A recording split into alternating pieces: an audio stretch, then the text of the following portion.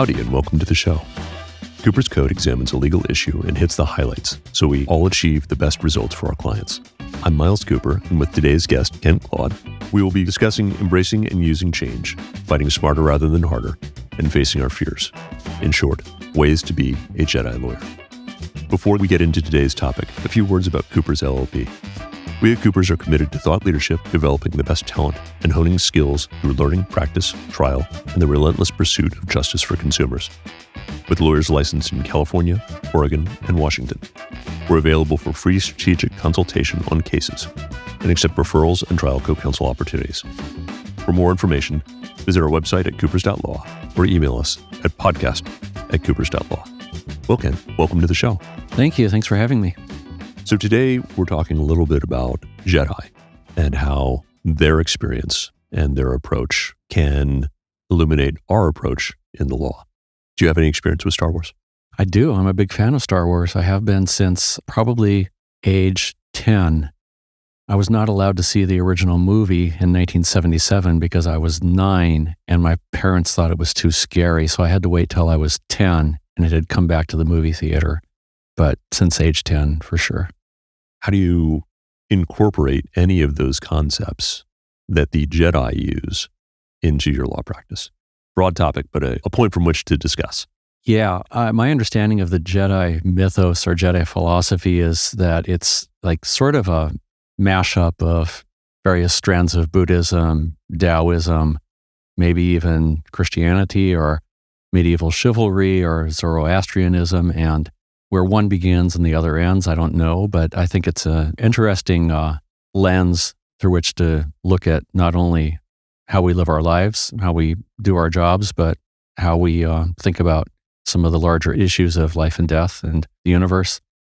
I remember some of the references that George Lucas made to Joseph Campbell and The Power of Myth and The Hero with a Thousand Faces as inspirations for the storyline and concept, and those always stuck with me. In the approach that you use for your practice, how do you feel about change when it occurs in a case? Well, change is manifest in a lot of different ways. And when I was looking at your outline and thinking about change, the thing that came to mind for me is changes in the staffing of a case, which are maybe the thing that is most anxiety producing to me historically in my practice. And especially having worked at a larger plaintiff's firm, when we may have paralegals or associates who are pulled in several different directions, and we are all sort of fighting for associate time or paralegal time or consultant time. The changes in staffing are something that I've had to navigate a lot in my practice. How to bring people into a case, how to get them up to speed, how to accept the fact that a staff member is leaving the team to be assigned to a case that has more pressing needs. And that's primarily how I thought about change when I saw your outline. And I don't know necessarily what the Jedi way of expressing or dealing with that is, other than that change as a simplistic truism, but change is a constant, and we have to sort of roll with the punches in a non-attached, non-grasping way, to use the Buddhist catchphrase, I guess. Let me ask you a question in that vein in going into the practice of a case itself. Have you ever been at a deposition where it was expected to go a certain way and it didn't? Absolutely. And in that avenue of change, how did you engage with that situation? Certainly when it is one of our clients and something comes up in a deposition that we didn't know about before the deposition, that can be incredibly stressful. And the interpersonal stress of having to discuss it with the client during a break in the deposition is a big part of that stress. We all know from our practice that when we learn things unexpectedly in the context of a deposition where there's a court reporter and everyone is under oath and it's maybe being video recorded as well, that can be really problematic and really stressful. It's important in that setting, especially to take a deep breath and think about the big picture of life, the universe, and everything, and not become too wrapped up in minor setbacks involving some fact I didn't know about my client. And that's the way I try to look at it. I can't say I'm always successful in looking at it that way or dealing with it that way, but that's what I strive for. That makes a lot of sense. I think they have made reference to this in a prior podcast. I think back to a lawyer I read about who approached every piece of evidence, every deposition, every document, as if this was the only thing that that lawyer had to be able to prove the case. How would that person approach it? And in that vein, when a witness, say a doctor or a PMK or some other person who you're taking does something that you're not expecting, how would you shift with that? Well, I can think of examples in which the change that happens suddenly in a deposition can be not terrifying, but really exhilarating. For example, taking a deposition of a defense expert and realizing mid-deposition that a defense attorney wrote large portions of the defense expert report, and then delving into that for the next 2 or 3 hours of the deposition. Those are great examples of sort of the thrill of battle, I think, in the adrenaline-fueled fight that can be fun and change in the best sense of change. Or maybe another example involving a defense person, most knowledgeable witness, when the defendant says on the record to the defense counsel, I bet if I answer that, you're going to kick me under the table again, aren't you? Things like that are exhilarating and fun and make deposition practice fun, I think. And obviously, as you mentioned before, the counterexample of, well, I didn't know about this really bad fact. That's a problem and I don't want to deal with it right now. I don't know how to object, or I don't want to draw attention to it. I want to take a break, but if I take a break, it's going to draw more attention to it. Those are the sort of split-second decision-making that's sometimes required in deposition. I find stressful when it's my client, especially. I am guessing that the defense expert whose report was written by the lawyer, that was not in your outline. It was not in my outline, no. So can you talk a little bit about how being in the moment and staying present is important versus staying on script? Yeah, so I almost never take notes during a deposition. And I know that some lawyers do, maybe most lawyers do. Maybe I should be doing that, but it doesn't work for me. I don't have the cognitive ability to listen to the question and adapt and think on my feet while I'm taking notes. What I prefer to do is read the record after the deposition and maintain my focus on the witness and the witness answer so that I am capable of thinking on my feet. Maybe if I was smarter or quicker, I could take notes and listen to the witness answer, but it doesn't work for me. So when I see people taking depositions and taking a lot of notes, I always wonder, how do you do this? How can you have it both ways? Do you have a practice or preference in that? Because this is not a visual medium, people can't see my big grin as you're talking right now. And the reason I'm getting a big grin is because this is an emperors have no clothes moment for me. I've always felt self-conscious about not taking notes at depositions. And when I have taken notes at depositions, I get distracted and I don't do a good job in asking my questions. I like having a paper outline because I'm old school. I like sometimes interlineating, like, oh, I need to return to this, or something to remind me not to get distracted as I go down the rabbit hole of being present.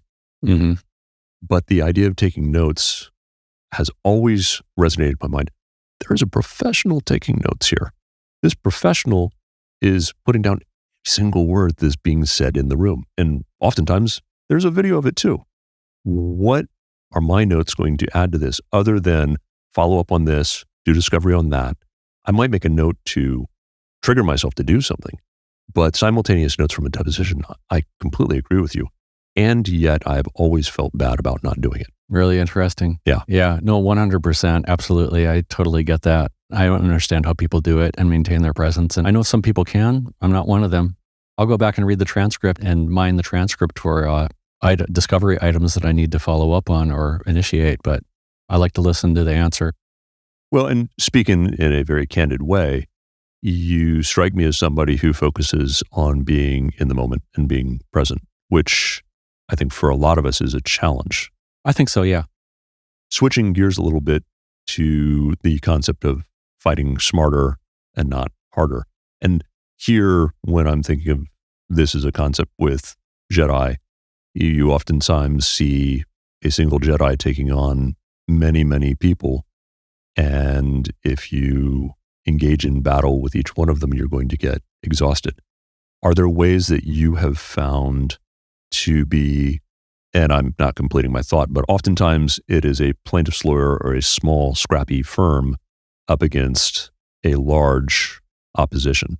Have you found ways to engage in litigation and fight smarter instead of harder? Yeah, and I'm going to borrow from and riff off of your show notes or outline here, because you mentioned in your outline dealing with a 40-page meet and confer letter sent by defense counsel and whether or not you're going to agonize over every sentence in it or just pick up the phone and call that defense counsel and say, what do you really want? And that sort of got me thinking, when I'm seeking discovery and I want to move to compel every last request for production, every last interrogatory, and in complex products case, maybe there are hundreds of interrogatories, there are hundreds of requests for production. My pedantic, sort of sometimes obsessive instinct in litigation is to be the person writing that 40-page meet and confer letter, because I think this is what I'm supposed to be doing. I need to follow up on every one of these, when in reality, it's maybe not a way of fighting smart. I think as I've aged within the practice and come back to the practice after several years away from it, I'm more able to think about and prioritize, what do I really need here? And can I send a 2 or 3 page meet and confer letter or make a phone call and do a simplified meet and confer rather than writing another treatise to a defense firm, knowing that they don't care because they're all for the most part, getting paid by the hour, and they don't mind. They'll assign another associate to it and build the case more. And it's not a way of fighting smart against well-funded defense firms and well-funded defendants. It's interesting you say that. I have had conversations with the defense where the response, and this is on the phone or in person, has been, look, we've been instructed to work this case hard. So what I need from you is some engagement because I'm light on hours. Really? Yeah. I've never heard that. That's really interesting. Yeah. I mean, it may come across in different ways, but the takeaway is, oh, I see. You need to battle for a while in order to justify the file being in your hands. I recognize that it's not efficient for me to battle, but it is efficient for me to give you what you need in order to be able to get the case done. So I'll engage in some battles, even though that's not my nature. Mm-hmm. Yeah, that's really interesting. I suspect that many times, but I've never had a defense attorney to say it. And like I said, it's typically phone or person. You're not going to see it in a written communication. Oh yeah, of course not. Yeah. In the smarter, not harder category, have you ever used the Sunshine Act or Freedom of Information Act to get at things so that you don't have to get it from somebody who's digging their heels in and refusing to give it to you? Yeah, I have used FOIA in the past in cases against government entities, and FOIA can be a mixed bag. Sometimes you get a page of heavily redacted nonsense back, and sometimes you get a gold mine. So in cases where it's applicable, any case against a government entity, I think the cost benefit of Sunshine Act, California Public Records Act, Freedom of Information Act requests, it takes no more than 10 or 20 minutes to make the request. And it is kind of a crapshoot, but it's low cost and potentially high reward for doing that. And it's a necessity, of course, if there's a government entity defendant. I have a story here on this one where I went to take the PMK, the person most knowledgeable, in a street maintenance case, a bad pothole. And the city attorney produced 7 pages of documents related to my request. And I started taking the deposition with a bunch of information. And the city attorney got very frustrated. And what I learned is the city attorney's office doesn't speak to the folks who are responding to the Public Records Act request. Mm. And all this information that I'd gotten that this attorney should have given me, but didn't, he was very upset when he learned that I had all this material that I had gotten through a Sunshine Act. And I proceeded to take a very good deposition because this person was not prepared for all of the material that I had. Yeah, it's nice when it turns out that way. And I think that is a smarter, not harder situation, because I knew that the attorney didn't give me the stuff that he was obligated to give me. Mm-hmm. but I already had it, so why did I care? Exactly.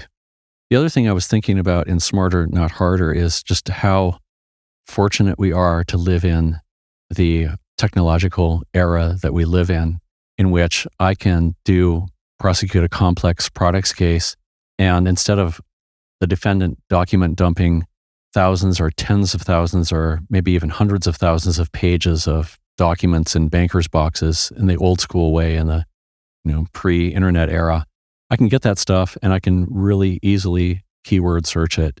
And one of the really most obvious, easiest ways to work smarter and not harder in litigation as a small plaintiff's firm is to be really good at knowing what the keywords are and what tools are available to keyword search big document productions to focus on what's really necessary instead of hiring a team of paralegals or associates to go through everything and mark it up the way in the pre-internet days that I can still remember when I was a paralegal at a large firm.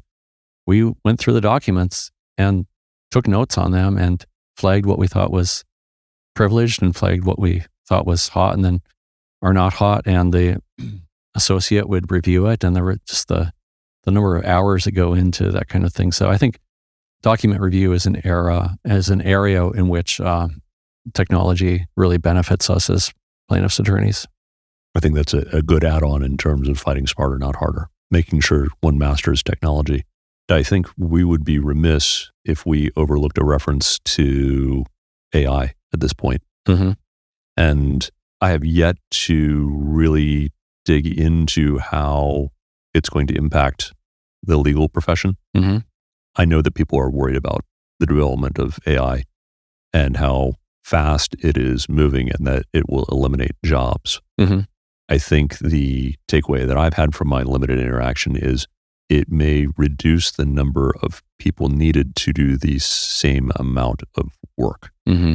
So the idea of being able to take medical records and a police report and template demand packages and giving it to a sophisticated AI, it won't be ready to go out the door in terms of a draft that an AI can produce, but it certainly will get something that is very much closer, and one may be able to have 50 cases handled by one person, whereas before 10 cases could only be handled.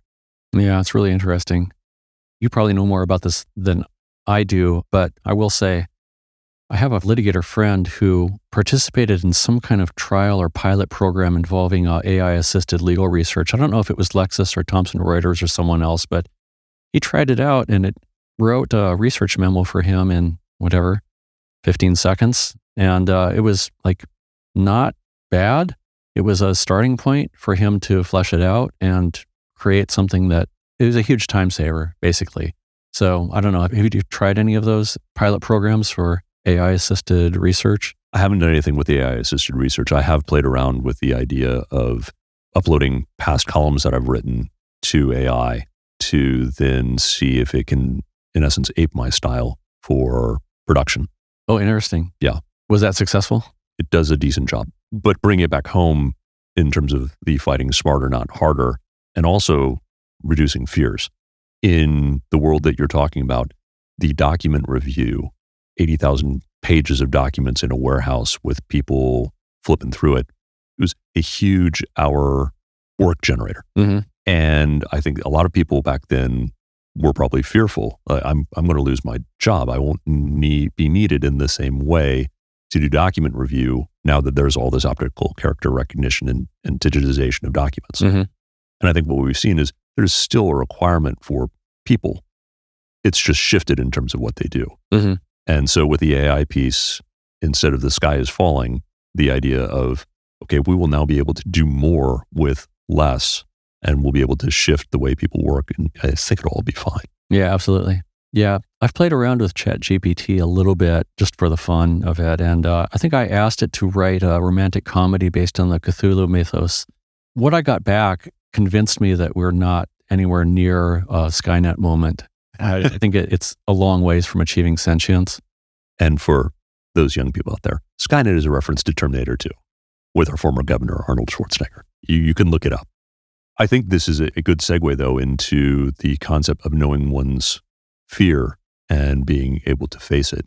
In handling cases, have you had moments, and I don't mean to be too personal on the concept, but have you had moments where you have had to face your fears?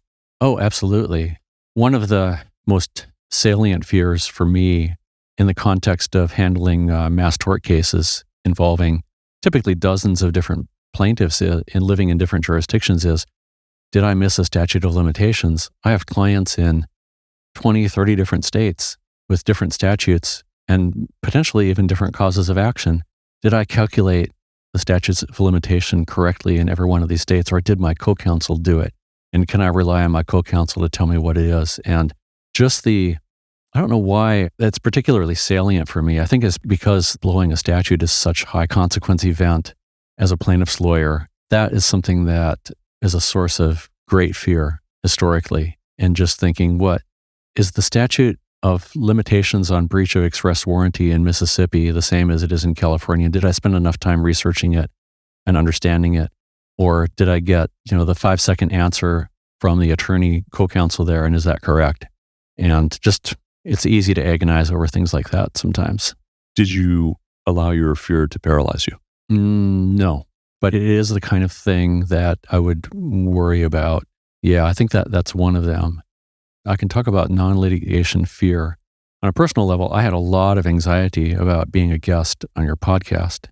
And I think that I may have hemmed and hawed a little bit a couple of weeks ago and asking Nikki, what's the topic? Because it's an unfamiliar setting for me. It's outside of my comfort area in practicing law. It's related to the practice of law, and I can talk about the practice of law, but the thought of embarrassing myself or embarrassing you or embarrassing the law firm that I've just started working for 6 or 7 months ago produces a lot of anxiety.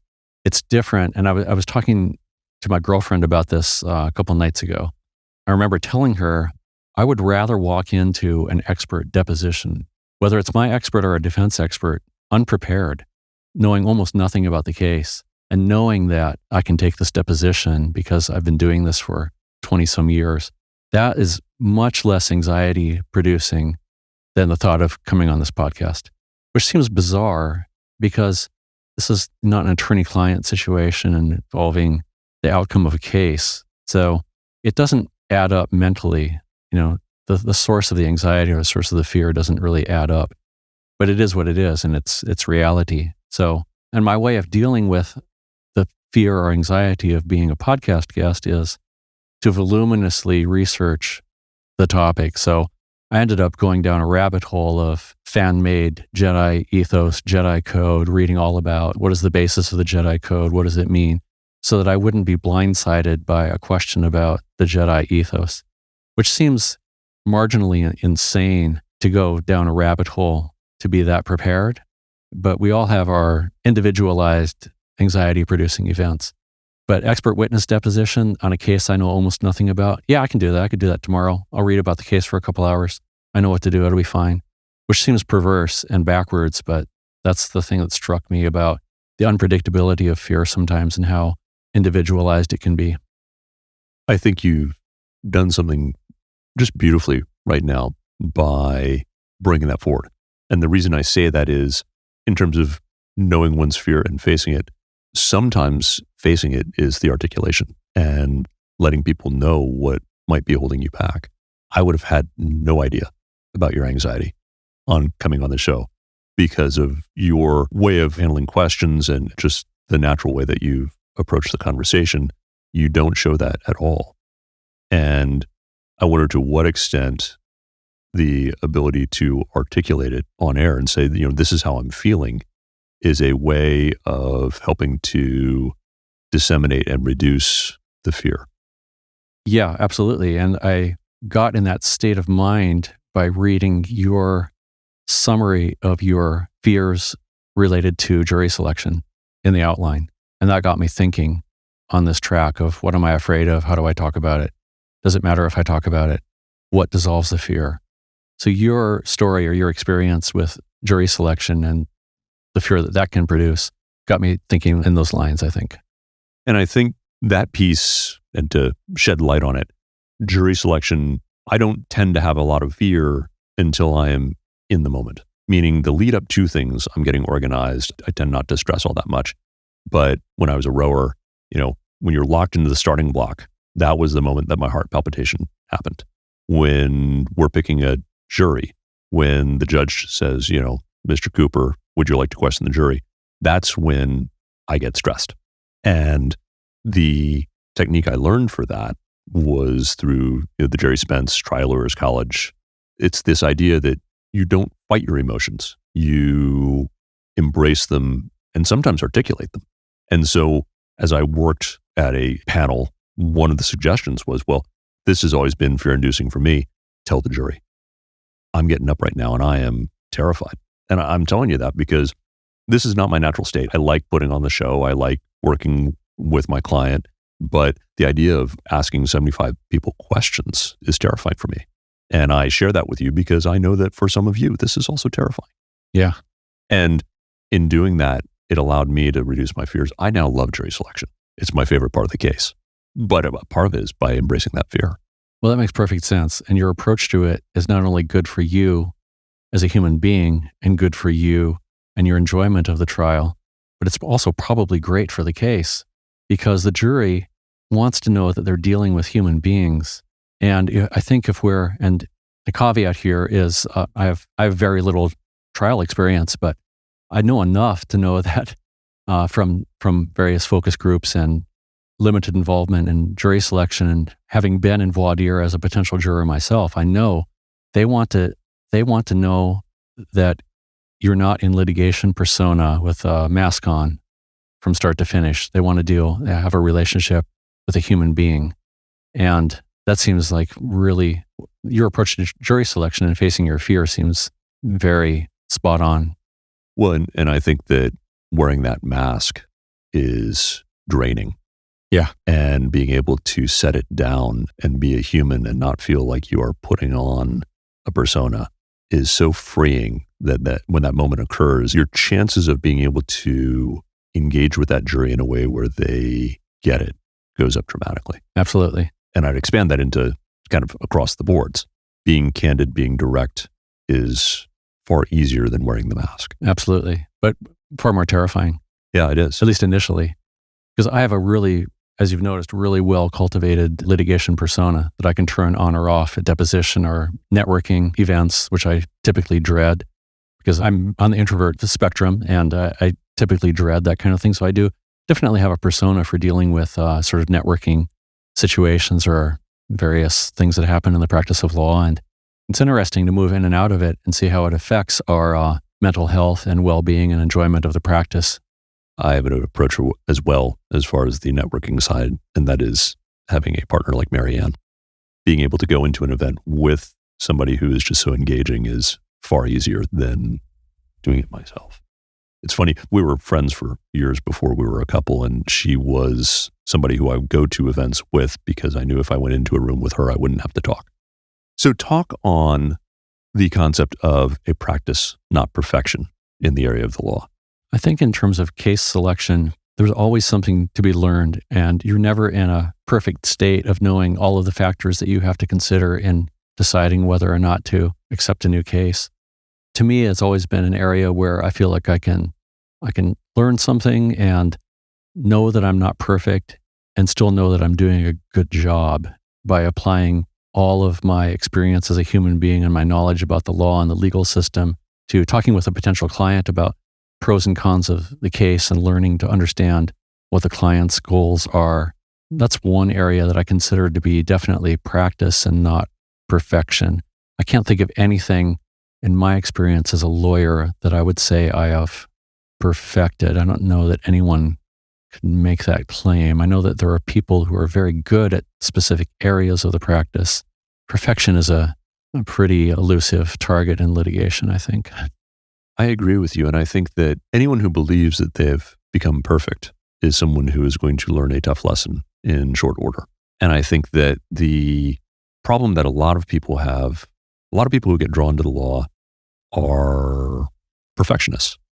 And their belief is that there's some form of imposter syndrome, that somebody else is doing it better. And therefore I must not be far enough along. And being able to let go of that and recognize that everyone is imperfect in their own way and that one does one's best And when one does one's best, one will get the outcome. Yeah, I think that's a good attitude. I wish I had had that attitude as a younger lawyer. As a younger lawyer, I was far more pedantic and far more focused on being right.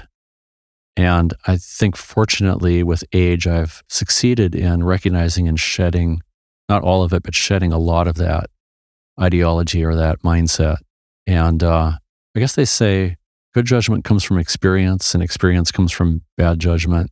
And there's a lot of truth to that in litigation. That's well said. Anything else that you would like to share as far as thoughts of how approaching the law from a Jedi perspective can improve outcome? I noticed that you made a reference to anger and the role of anger for a Jedi. And you gave an example in your show notes or outline about a really angry defense attorney in closing argument. And that got me thinking about the role of anger. And actually, I had to make some notes on this because I didn't think I could express it coherently. I can see how anger is disabling and counterproductive in litigation, but I can also see how anger, especially about anger about some injustice in the world or injustice that was done to our client, can be a really strong motivator. So it got me wondering, what is the role of anger in the Jedi/Buddhist, Taoist, sort of any way you look at it, a worldview, and what is the role of anger in litigation? And I'm also curious about this because I've noticed in the past that sometimes when I used to interview young associates or paralegals, the people who have a strong sense of justice and who are in the law because they want to do justice often have more energy or more stamina or last or survive in litigation longer or are just tougher in litigation because they have some moral compass driving them forward and this desire to, whether it's cyclist rights or whether it is gender or racial equality or environmental litigation or anything, the people who have some, whether it's pre-law school or not, having some anger about injustice in the world seems to me to be partially related to success in litigation. And I'm wondering how we determine like when and what types of anger are too much, are counterproductive, and what types of anger are not. And I read something in Tricycle, a Buddhist magazine, about anger when I was thinking about this, and I just want to read it if it's okay. Absolutely. The author is Thanisarra. It's from an article called Don't Worry, Be Angry in Tricycle in 2017. And this author says, quote, anger is traditionally thought to be close to wisdom. When not projected outward onto others or inward toward the self, it gives us the necessary energy and clarity to understand what needs to be done. If we prematurely condemn or repress anger because we think it unworthy to feel, then we will fail to transform it. The fullness of its embodied energy will remain unavailable to us. We won't be able to protect what needs to be protected. We will let what is most precious slip away. And that, I think, may be relevant to a sort of Jedi approach to how we think about what we're doing in the law, what we're doing in the world. So I'm wondering if like that resonates with you in your practice, and how do you know when when there's too much anger or not enough anger in your approach to your practice? I'm smiling because I find that reading that you just gave very powerful, and I'm trying to balance it against Yoda's quote of anger is the path to the dark side, and was considering some sort of jab in there of, nice comment about anger there, Darth. Yeah. I think for me, as somebody who has historically had anger issues, anger has been my go-to place. And part of it is because my anger can terrify people. It has been a tool to dominate and oppress. And so I've had to work to dial that back because it has negative side effects. It is a useful tool in very rare occasions, but it, in many ways is like a nuclear weapon. So for myself, I would say passion and anger can have an overlapping line. And I think passion for doing right, passion for doing justice. The lawyer who both Marianne and I worked for years ago, a fellow named Kevin Lancaster, used to talk about the justice bone. And he would only hire people who in the interview process exhibited that justice bone. And it's something that has resonated with us as we've gone forward, because the people who are most likely to succeed, we have found, have that. And The question is it anger or is it passion or is it a blend? And I think if it goes too far into the vitriol, then we do see that path to the dark side issue. Yeah, it's a really interesting slippery slope or a continuum of productive anger or passion versus dark side Sith Lord anger. And I've been on multiple points of that continuum in my personal life and in my practice. And I can relate to being an angry person, both personally and in my practice. And I find it really tricky to navigate. But I also don't want to give up my anger about things happening in the world. And if we don't have anger about certain things happening in the world, whether it's disregard for cyclist rights to the planet being gradually destroyed through various forces that we don't like, what do we have? I feel like anger is a source for social change. And I guess I have to say I'm not completely on board with the Yoda approach to anger is a direct pathway to the dark side. I may have to take some issue with Yoda. As much as I love Yoda and the Jedi mythos, there's something to anger which is nebulous and can be useful. I see where you're going with that. It's a complex and interesting discussion and a complex thing to think about. Well, with that as a backdrop for our thoughts, I think that this might be a wise place to conclude. Except that I haven't asked you one important question, which is, as Jedi lawyers, what are the ethics of us using our powers to levitate and move objects around a conference room during a mediation in order to terrify defense counsel? Do you typically do that, or is that frowned upon? I think it is more acceptable than anger. Okay, fair enough. And one that I'll have to remember to use the next time I'm in one in person. Zoom has kind of made that a little harder. I don't have the same powers over the internet. Fair enough. Well, thank you, Kent, for being here today. Thanks for having me. And thank you for listening today. Please email us at podcast@coopers.law with questions, comments, feedback, and any suggestions you have about your practice as a Jedi lawyer. Like what you heard? Share us with a colleague and leave us a 5-star review on your podcast platform of choice. To all of you doing justice out there, happy hunting.